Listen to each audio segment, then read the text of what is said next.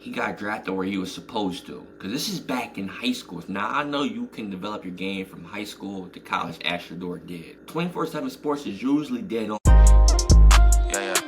So we all know who Shedeur is. You know, he played college football for Jackson State, for Colorado. He won the 2021 Jerry Rice Award at Jackson State. He won the 2022 Deacon Jones Trophy, the 2024 Johnny Unitas Golden Arm Award. And like I said, he was drafted 5th round in the 2025 NFL Draft to the Cleveland Browns. His dad, primetime NFL Hall of Famer, head coach of the Colorado Buffaloes. But who was Shedeur and how good was he before the limelight? Before he was on the stage, before everybody knew his name? Let's check it out.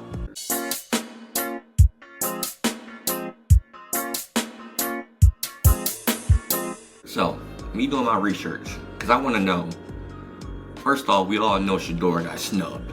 He should have went in the first round, second at least.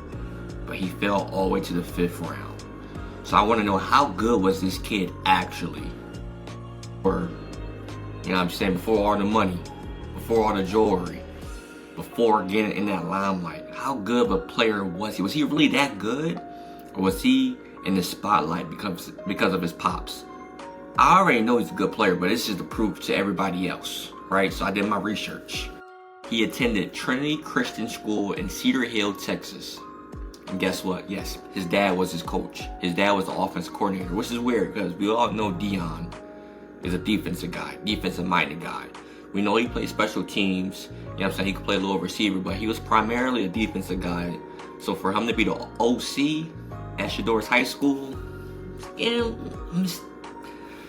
our debate is getting a little fluffy right there.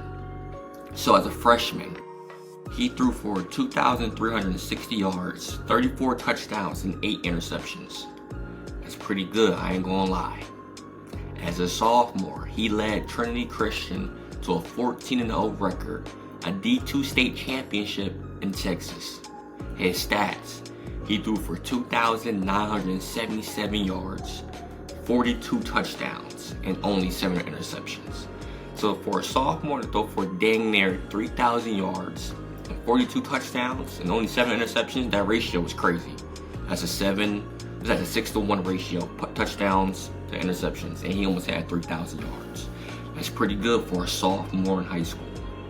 As a junior, he led the school to 13-1, a 3rd straight D2 state title. His stats: 3,459 yards, 47 touchdowns, only 4 interceptions, and he had 226 rushing yards with 11 more rushing touchdowns. So his ratio got even crazier. His ratio from passing touchdowns to interceptions is like 10.7 to 1, right? Something like that. At least 10 to 1, a little bit more than 10 to 1. 12, almost 12 to 1 actually. 47 touchdowns, 4 interceptions, almost 12 to 1. He threw for almost 3,500 yards. Had 11 more rushing touchdowns. It's probably a couple tush pushes because he only had 226 rushing yards total. But he had 11 rushing touchdowns. But he's not a rusher. He's not a rushing quarterback. So each year, he went up tremendously in all his stats: passing yards, passing touchdowns. His interceptions went down. He seems like a good prospect, even though, you know, his offensive coordinator, guy who's calling the offensive plays, is his dad. He still has to get the ball to his players. That's like, you know what I'm saying, you playing against middle schoolers as a grown man basketball. All right, yeah, I still dropped 60 on them. I know they're in middle schoolers, but hey, I still had to get 60. I still put the work in and get 60. So even though he has, you know, some help with the play calling to play in his favor, he still has to get the ball to his receivers. He still has to have the right touch, the right accuracy to get the ball there. So as a senior, he threw for 3,700 yards, still went up, and 43 touchdowns. So his passing touchdowns went down by 4, but he threw for 200 more yards, pretty much. So mostly all the databases, recruiting databases, had him as a 4-star prospect, right? 4-star prospect. But 24/7 Sports is our go-to for recruiting databases. Had him only as a 3-star and a number 37 player in Texas. Right?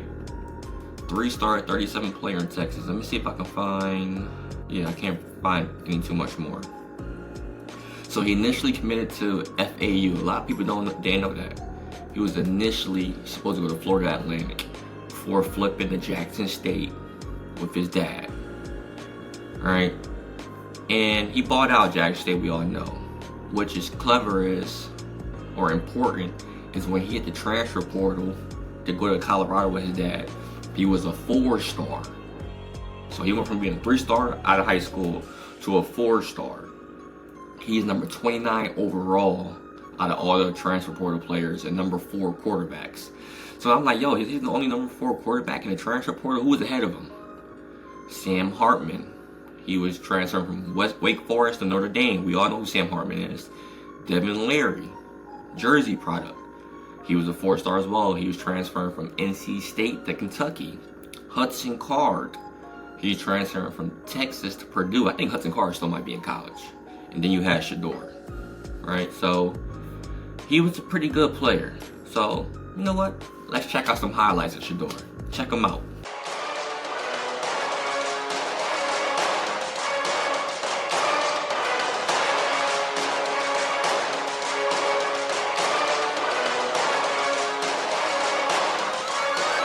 Brian Little.